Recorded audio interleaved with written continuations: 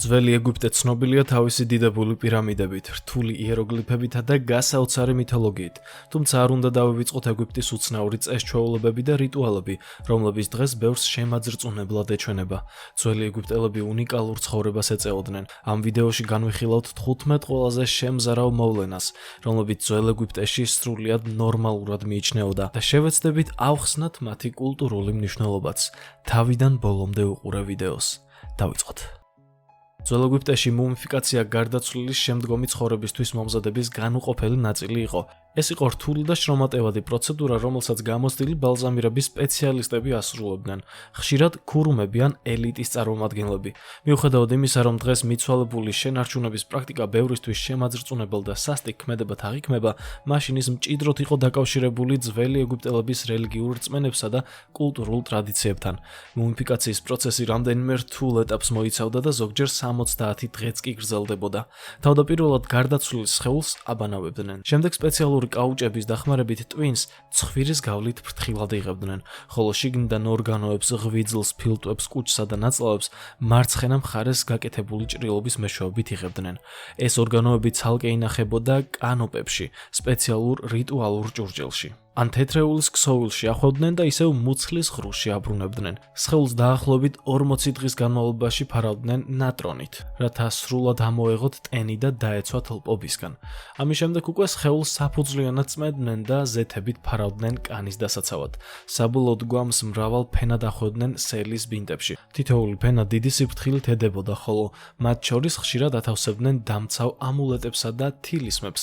შემდეგ ბინტებს ფისით ან სხვა შემაკავებელი ნივთიერებებით ამაგრებდნენ, რათა სხეული დაუზიანებლად დარჩენილიყო იმ ქვეყნიურ სამყაროში მოგზაურობისას. ძველი ეგვიპტის ერთ-ერთი ყველაზე შემზარავი ჩვეულება იყო მსახურების ცოცხლად დამარხვა მათი პატრონების გვერდით. ეს სასტიკი რიტუალი, რომელიც მსახურის მსხვერპლჩეწირვის სახელით არის ცნობილი, მიზნად ისახავდა გარდაცვლილისთვის კეთილდღეობით სავსე შემდგომი ცხოვრების უზრუნველყოფას. თანამედროვე ადამიანისთვის იდეა, რომ გარდაცვლილის თან წაეყვანა თავისი მსახურები, შეიძლება შემაძრწუნებელი ჩანდეს, თუმცა აუცილებელია გავითვალისწინოთ ამ პრაქტიკის ისტორიული კონტექსტი და მაშინდელი წესები. მსახურების მსხვერპლჩეწირვა ყველაზე მეტად გავრცელებული იყო ეგვიპტის ადრეულ დინასტიურ პერიოდში დაახლოებით ჩვენს წელთაღრიცხვამდე 3100-დან 2686 წლამდე და საზოგადოების განვითარებასთან ერთად თანდათან შემცირდა ეს პრაქტიკა. ეს რიტუალი უმეტესად ხდებოდა დიდებულთა, ფარაონებისა და სხვა მაღალი რანგის პირების დაკრძალვისას. მისი საფუძველი იყო რწმენა, რომ ადამიანის შემდგომი ცხოვრება მისი მიწიერი ცხოვრების ანარეკლია. ამიტომ გარდაცვლილისთვის კომფორტული ინქვეყნიური ყოფის უზრუნველსაყოფად მსხვერპლად სწირავდნენ მის ერთგულ მსახურებს და ზოგჯერ საყვარელ შინაურ ცხოველებსაც კი, რათა ისინი თან გაჰყოლოდნენ მას იმ ქვეყნიურ გზაზე. ამ პერიოდში სამარხებში აღმოჩენილი მრავალი ადამიანის ჩონჩხი ადასტურებს, რომ მსხვერპლჩეწირვა ფართოდ იყო გავრცელებული. მსხვერპლად შეწირულ მსახურებს ხშირად კლავდნენ შხამით ან სხვა ისეთი მეთოდებით, რომელიც მინიმუმამდე ამცირებდა სხეულის ხილულ დაზიანებას, რადგან ფიზიკური მთლიანობის შენარჩუნება მნიშვნელოვნად მიიჩნეოდა შემდგომი ცხოვრებისთვის. დროთა განმავლობაში ძველი ეგვიპტელების დამოკიდებულება ამ რიტუალის მიმართ შეიცვალა. მსახურების ნაცვლად სამარხებში ათავსებდნენ მცირე ზომის ქანდაკებებს, სახელად უშეპტებს. ეს ფიგურები, რომლებიც ქვისგან, ხისგან ან ხშირად ფაიფურისგან იყო გაკეთებული, ითვლებოდა გარდაცვლილის მსახურების მაგიურ შემცვლელად. მათზე ამოტვიფრული იყო შელოცვები, რომლებიც რწმენის მიხედვით მათ აძლევდა ძალას იმ ქვეყნიურ სამყაროში გაცოცხლებულიყვნენ და გარდაცვლილისთვის სამუშაოები შეესრულებინათ. ძველ ეგვიპტურ საზოგადოებაში განსაკუთრებული პატივისცემით ეპყრობოდნენ ცხოველებს, რომლებიც მნიშვნელოვან როლს ასრულებდნენ რელიგიურ და კულტურულ ტრადიციებში. ეგვიპტის მასშტაბით გავრცელებული იყო წმინდა ცხოველების კულტები, რომლებიც კონკრეტულ არსებებს ეძღვნებოდა და ითვლებოდა, რომ ისინი განსაზღვრული ღმერთების ან ქალღმერთების თვისებებს განასახიერებდნენ. ამ კულტებში პატივს მიაგებდნენ როგორც დიდ და აგრესიულ ცხოველებს, მაგალითად ნიანგებსა და ლომებს, ასევე შედარებით პატარა და ყოველდღიურ არსებებს, როგორებიც იყვნენ კატები და ფრინველები. მიუხედავად იმისა, რომ თანამედროვე ადამიანისთვის ეს შეიძლება შემაშფოთებლად ჩანდეს, ამ პრაქტიკის კულტურული და რელიგიური მნიშვნელობის გაგება ძველი ეგვიპტელების რწმენების უკეთ გააზრებაში დაგვეხმარება. მრავალი ასეთი კულტი დაკავშირებული იყო კონკრეტული ღმერთებისთვის მიზღვნილ ტაძრებთან, მიმდევრების წირავდნენ შესაწირავებს და ასრულებდნენ რიტუალებს იმ ცხოველების პატივსაცემად, რომლებიც ხშირად ღმერთების სიმბოლოებად მიიჩნეოდნენ. მაგალითად, ხარი აპისი ასოცირდებოდა ღმერთ პტაჰთან, რომელსაც მემფისში სცემდნენ თაყვანს, ხოლო ნიანგის ღმერთი სობეკი პატივსაცემი იყო ქალაქ კროკოდილოპოლოსში. რიტუალური შესაწირავები წმინდა ცხოვრების კულტების უმნიშვნელოვანესი ნაწილი იყო. ცხოველებს მსხვერპლად შეწირვამდე ყურადღებით არჩევდნენ და ზრდიდნენ. ითვლებოდა, რომ ეს ღმერთებს დაამშვიდებდა, ადამიანებს დაცვას მოუტანდა და კეთილდღეობას უზრუნველყოფდა. ცხოველებს ხშირად ამკობდნენ ძვირფასი სამკაულობითა და ორნამენტებით. ეპყრობოდნენ დიდი პატივისცემით და მსხვერპლ შეწირვამდე რიტუალურად წმენდნენ. რიტუალის დასრულების შემდეგ მათი სხეული როგორც წესი მუმიფიცირდებოდა და წმინდა ნეკროპოლში იკრძალებოდა. ზოგიერთ სამარხში აღმოჩენილი დიდი რაოდენობით მუმიფიცირებული ცხოველი ცხადყოფს, რამდენად მასშტაბური და მნიშვნელოვანი იყო ეს პრაქტიკა ძველი ეგვიპტის საზოგადოებაში. ძველი ეგვიპტის მედიცინა წარმოადგენდა მეცნიერების, მაგიისა და რელიგიური რწმენების საოცარ შერწყმას. მიიჩნეოდა, რომ იმ ეპოქის მკურნალებსა და ექიმებს დიდი ცოდნა და უნარები ჰქონდათ, ხოლო მათი მკურნალობის მეთოდები ხშირად მოიცავდა რთულ რიტუალებსა და სხვადასხვა სამკურნალო ინგრედიენტებს. მათ შორის იყო ადამიანის სხეულის ნაწილებიც, პრაქტიკა, რომელიც თანამედროვე ადამიანისთვის შემაძრწუნებელი და საშიში შეიძლება ჩანდეს. ეს დღეს ბევრჯერ უნდა გავიმეორო. თუმცა ამ რიტუალის კულტურული კონტექსტის გასაგებად, ისევე როგორც მთლიანად ძველი ეგვიპტური მედიცინის შესაფასებლად, აუცილებელია იმ მიზეზების შესწავლა, რომლებიც ამ პრაქტიკის საფუძველში იდო. ძველი ეგვიპტის მკურნალებს სჯეროდათ, რომ ადამიანის სხეულს ძლიერი სამკურნალო თვისებები ჰქონდა და რეალურად ეს ასეც არის. თუმცა მათ ეს ცოტა სხვაგვარად ესმოდათ. ადამიანის სხეულის ნაწილების გამოყენება მედიცინაში მათთვის დაკავშირებული იყო მაგიასთან, იდეასთან, რომელიც მრავალ ძველ კულტურაში იყო გავრცელებული. მიიჩნეოდა, რომ გარდაცვლილი ადამიანის სხეულის ფრაგმენტები განსაკუთრებით იმ პირების, რომლებიც სიცოცხლეში განსაკუთრებული თვისებებით ან უნარებით გამოირჩეოდნენ, შეძლებდნენ ამ თვისებების ცოცხალი ადამიანისთვის გადაცემას. სწორედ ამიტომ სხვადასხვა ადამიანური ქსოვილები, ძვლები თუ სხეულის სითხეები ფართოდ გამოიყენებოდა სამკურნალოდ. ცოტა საზღვრობა. მაგალითად, თავის ქალის ფრაგმენტები ან ძვლის ფხვნილი ეფექტურ საშუალებად მიიჩნეოდა თავის ტკივილის სამკურნალოდ. ადამიანის ცხიმი გამოიყენებოდა ბალზამებისა და მალამოების დასამზადებლად, რომელთა ჭრილობებს და კანის დაავადებებს მკურნალობდნენ. მუმიები, რომლებიც ძლიერი სამკურნალო ენერგიის წყაროდ ითვლებოდა, ფხვნილად იფქვებოდა და სხვადასხვა დაავადების სამკურნალო წამლებში ინგრედიენტებად გამოიყენებოდა. ანუ რა გამოდის, გამხმარ ადამიანებს ფქვავდნენ, მერე წყალში ხსნიდნენ და სვამდნენ? დღეს ადამიანის სხეულის ნაწილების მედიცინაში გამოყენება შეიძლება საშინლად მოგვეჩვენოს, თუმცა ძველ ეგვიპტელებს გულწრფელად სწამდათ მისი ეფექტიანობის. იმ დროს ადამიანებს შეზღუდული წარმოდგენა ჰქონდათ ადამიანის ანატომიასა და დაავადებებზე. ამიტომაც ცდილობდნენ ავადმყოფის მკურნალობას იმ საშუალებებითა და ცოდნით, რაც მათთვის ხელმისაწვდომი და ნორმალური იყო. მტრების განადგურებისა და მათი მავნე ზრახვების აღკვეთის მიზნით გამოიყენებოდა ეგრეთ წოდებული დასჯის ტექსტები. წარწერები, რომლებშიც მიზანში ამოღებული პირების სახელები იწერებოდა. ეს ტექსტები ფასდაუდებელ ინფორმაციას გვაწვდის ძველი ეგვიპტის პოლიტიკურ, სოციალური და რელიგიური გარემოს შესახებ. ისინი ასახავს ადამიანების შიშებსა და წუხილს, ასევე მიუთითებს იმ ალიანსებსა და კონფლიქტებზე, რომლებმაც რეგიონი ჩამოაყალიბა. სისხლისმიერი ქორწინებები, განსაკუთრებით ფარაონებსა და მათ და-ძმებს შორის, ეს იყო ძველი ეგვიპტური საზოგადოების თვალსაჩინო მახასიათებელი, რაც თანამედროვე ადამიანისთვის შეიძლება უკიდურესად საეჭვო და შეუფერებელი იყოს. თუმცა, იმ დროს სოციალურ, პოლიტიკურ და რელიგიურ ცხოვრებაში ისინი განუყოფელ ნაწილს წარმოადგენდა და კონკრეტულ მიზნებს ემსახურებოდა. რთულ და მრავალფეროვან სამყაროში, რომელსაც ძველი ეგვიპტე წარმოადგენდა, იმის გასაგებად თუ რატომ ითვლებოდა ასეთი ურთიერთობები მისაღებად და ზოგჯერ აუცილებლადაც კი, საჭიროა იმ კულტურული და იდეალური საფუძვლების შესწავლა, რომლებზეც ეს პრაქტიკა იდგა. ფარაონები, როგორც ძველი ეგვიპტის მმართველები, ღვთიურ არსებებად მიიჩნეოდნენ, რომლებიც თავად ღმერთებისგან წარმოშობილნი იყვნენ. ისინი აღიარებულნი იყვნენ ღვთიური ძალის მიწიერ განსახიერებად და მათი მოვალეობა იყო სამყაროში წესრიგის პრინციპის მაჰატის შენარჩუნება. და-ძმებთან ქორწინება, რომლებიც ასევე ღვთიურ წარმოშობად მიიჩნეოდა, ითვლებოდა გვარის სიწმინდის შენარჩუნების საშუალებად და გარანტიად იმისა, რომ მათი შთამომავლები მემკვიდრეობით მიიღებდნენ ღვთიურ სტატუსს. ფარაონთა შორის დაძმური ქორწინებები ასევე პოლიტიკურ მიზანს ემსახურებოდა. ისინი აძლიერებდა ალიანსებს, ხელს უშლიდა ძალაუფლებისთვის ბრძოლას და უზრუნველყოფდა სამეფო ოჯახის მემკვიდრეობას. როგორც ერთი ოჯახის წევრები, დაძმები ვალდებულნი იყვნენ ერთგულებას შეენარჩუნებინათ გვარისადმი, ასევე გვირგვინისადმი, რაც ამცირებდა ღალატის ან აჯანყების რისკს. ასეთი პრაქტიკა ხელს უწყობდა ცენტრალური ძალაუფლების სტაბილურობას და სამეფო ხაზის განმტკიცებას. ამგვარად, ძველი ეგვიპტის კულტურული ნორმები და რწმენები მნიშვნელოვან როლს ასრულებდა ამ სისხლისმიერი ქორწინებების გამართლებაში. მრავალი ეგვიპტური მითისა და რელიგიური ტექსტის მიხედვით ღვთაებრივი წყვილები ხშირად დაძმებად იყვნენ წარმოდგენილნი, რაც ამ პრაქტიკას ღვთიური მაგალითით ამართლებდა. მაგალითად ისიდა და ოსირისი, რომლებიც ეგვიპტურ პანთეონში ცენტრალურ ფიგურებად მიიჩნეოდნენ. ამ ღვთაებრივი ურთიერთობების მიბაძვით ფარაონი ცდილობდა განემტკიცებინა თავისი ღმერთის მსგავსი სტატუსი და გაეძლიერებინა საკუთარი ძალაუფლება.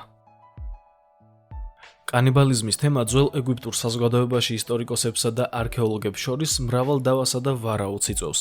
მიუხედავად იმისა, რომ ზოგიერთი წყარო მსგავს პრაქტიკაზე მიუთითებს, გაურკვეველია იყო თუ არა ეს შემთხვევები ერთეული ფაქტები თუ უფრო ფართო კულტურული ტრადიციის ნაწილი. იმ პერიოდის ზოგიერთ ტექსტებში, მაგალითად პირამიდების ტექსტებში მოიპოვება ფრაგმენტები, რომლებიც როგორც ჩანს კანიბალიზმზე მიანიშნებს.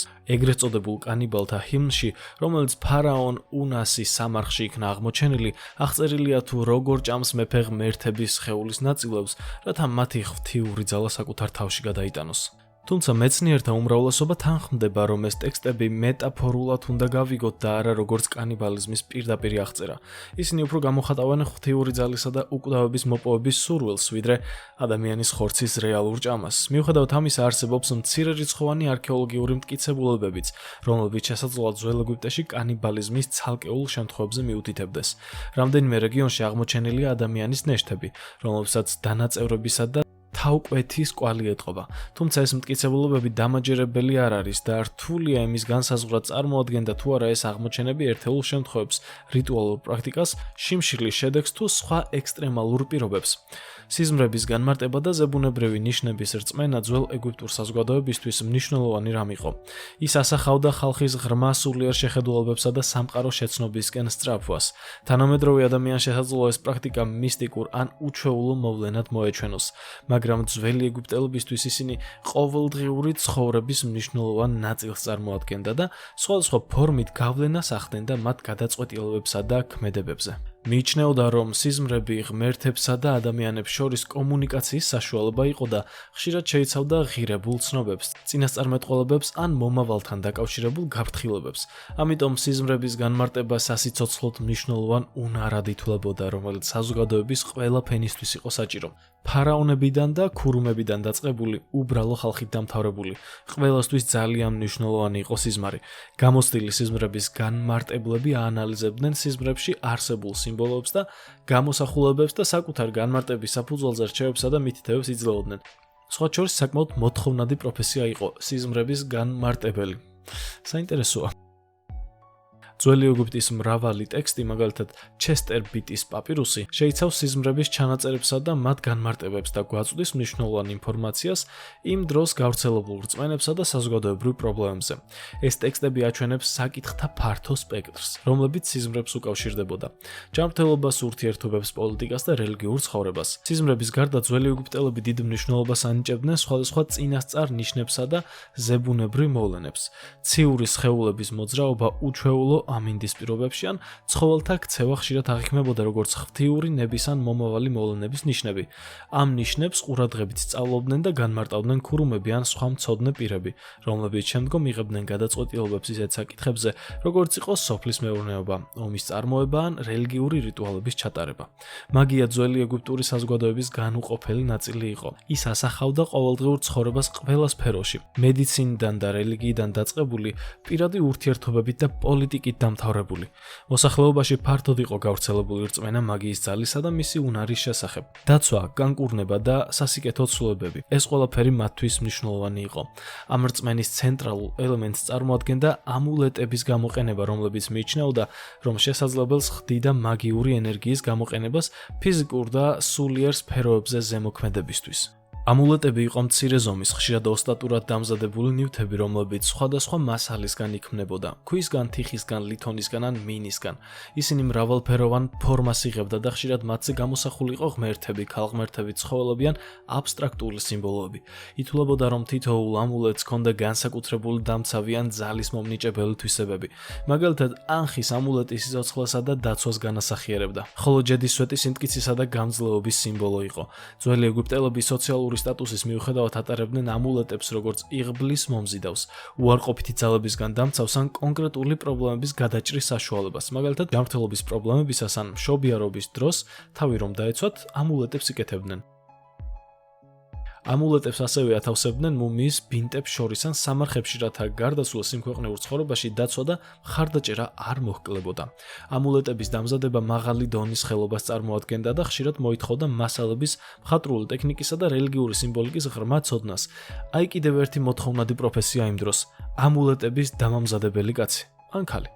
თავად დამზადების პროცესი მაგიური მნიშვნელობით იყო დატვირთული. ხელოსნები ამულეტების შექმნისას ლოცვებსა და შელოცვებს კითხულობდნენ, რათა მათთვის სასურველი ძალა მიენიჭებინათ. შემდგომი ცხოვრება ძველი ეგვიპტის კულტურასა და რელიგიაში უმნიშვნელოვანეს როლს ასრულებდა, ხოლო სამარხის ტექსტები გარდაცვალების შემდეგ მოგზაურობისთვის მომზადების რიტუალის განუყოფელი ნაწილი იყო. ეს ტექსტები, რომლებიც ხშირად საფლავების კედლებზე, პაპირუსის გრაგნილებზე ან სხვა სამარხის ნივთებზე იწერებოდა, მიზნად ისახავდა გარდაცვლილისთვის მითითებების მიცემას და მის დაცვას იმ რთულ და შესაძლო საშიშ გზაზე, რომელიც იმ ქვეყნიურ სამეფოში ელოდა. ძველი ეგვიპტის ისტორიის განმავლობაში გამოიყენებოდა რამდენიმე სახის სამარხის ტექსტი, მათ შორის პირამიდების ტექსტები, სარკოფაგების ტექსტები და მკვდართა წიგნი.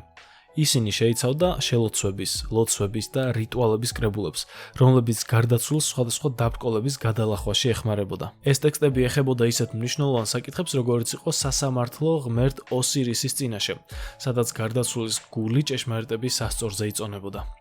ან საშიში მოგზაურობა ქვესკნელში. სამარხის ტექსტებში მოცემული შელოცვები ხშირად ძალიან კონკრეტული იყო და მიმართული იყო პირად პრობლემებსა და პოტენციურ საფრთხეებზე. მაგალითად, გარკვეული შელოცვების დახმარებით შესაძლებელი იყო გარდაცვლილისთვის საკვებისა და წყლის ხელმისაწვდომობის უზრუნველყოფა, ბოროტის სულობისგან დაცვა ან სხვადასხვა არსებად გარდაქმნის უნარის მინიჭება, რათა მისი მოგზაურობა გამარტივებულიყო. ტექსტებში ასევე მოცემული იყო მითითებები სწორი ქცევისა და იმ მოქმედების შესახებ, რომლებიც გარდაცვლილს უნდა შეესრულებინა, რათა ღმერთის კეთილგანწყობა მოეპოვებინა და მარადილ სამოთხეში ადგილი დაემკვიდრებინა. წინაპართა თაყვანისცემა და გარდაცვლილთა პატივისცემა ძველი ეგვიპტური საზოგადოების ცენტრალურ ელემენტს წარმოადგენდა და ხაზს უსვამდა ცოცხლებს და მიცვალებულებს შორის არსებულ მჭიდრო კავშირს. გარდაცვლილთა კულტი, როგორც მას ხშირად უწოდებენ, ეფუძნებოდა რწმენას, რომ ოჯახის გარდაცვლილი წევრების სულებს სჭირდებოდა საზრდო, ზრუნვა და აღიარება, რათა მათი კეთილდღეობა იმ ქვეყნიურ ცხოვრებაში უზრუნველყოფილიყო. ეს რწმენა გამოიხატებოდა საგულდაგულოდ შემუშავებულ რიტუალებში, შესაწირავებსა და სამგლოვიარო ცერემონიებში. სამარხები და ტაძრები გარდაცვლილთა კულტში სასიცოცხლო როლს ასრულებდა და წარმოადგენდა მატერიალურ კავშირს ცოცხალთა და მკვდართა სამეფოებს შორის. ეს ნაგებობები მხოლოდ სხეულის საბოლოო განსასვენებელი ადგილი არ ყოფილა. ისინი ასევე სივრცედ ფუნქციონირებდა, სადაც ცოცხლებს შეეძლოთ წინაპრებთან ურთიერთობა და მათთვის პატივის მიღება. ყოველდღიურ ცხოვრების სცენებით, რელიგიური მოტივებითა და იმ ქვეყნიური სამყაროს გამოსახულებებით მდიდრულად გაფორმებული ეს სამარხები გარდაცვლილებს იმ სამყაროსთან სიმბოლურ კავშირს უნარჩუნებდა, რომლებიც მათ დატოვეს. ადამიანთა მსხვერპლშეწირვის პრაქტიკა ძველ ეგვიპტეში დღემდე საკამათო და ფართოდ განხილულად თემად რჩება ისტორიკოსებსა და არქეოლოგებს შორის. მიუხედავად იმისა, რომ არსებობს გარკვეული მტკიცებულებები, რომლებიც მიუთითებს, რომ ადამიანთა მსხვერპლშეწირვა ამა თუ იმ ფორმით მაინც არსებობდა, მისი მასშტაბები და გავრცელების დონე ბოლომდე ნათელი არ არის. ამ საკითხის სირთულის სრულად გასაგებად აუცილებელია არსებული მტკიცებულებების ისტორიული კონტექსტისა და ძველი ეგვიპტური საზოგადოების ფართო კულტურული წარმოდგენების გაანალიზება. ადრეული დინასტიური პერიოდის არქეოლოგიური აღმოჩენები მიანიშნებს, რომ ადამიანთა მსხვერპლშეწირვა შესაძლოა გარკვეული ფორმით მართლაც ხდებოდა. ფარაონების სამარხ კომპლექსებში მსახურების საფლავების აღმოჩენამ გააჩინა ვარაუდი ადამიანთა რიტუალურ მსხვერპლშეწირვაზე. ამ სამარხებში აღმოჩენილია ადამიანთა ნეშტები, რომლებიც როგორც ჩანს ფარაონთან ერთად ერთდროულად დაკრძალეს, რის საფუძველზეც ზოგიერთი მეცნიერი მიიჩნევს, რომ ისინი რიტუალურად შეწირეს, რათა მმართველს იმ ქვეყნიურ ცხოვრებაში მომსახურებოდნენ. ამ ძველი ეგვიპტური პრაქტიკიდან, რომელმა მოახდინა თქვენზე განსაკუთრებით დიდი შთაბეჭდილება. გამიზიარეთ თქვენი აზრი კომენტარებში. მე კი ამით ამ ვიდეოს დავასრულებ. აუცილებლად გამოიწერე არხი, დაალაიქე ეს ვიდეო და დაელოდე შემდეგს. დროებით.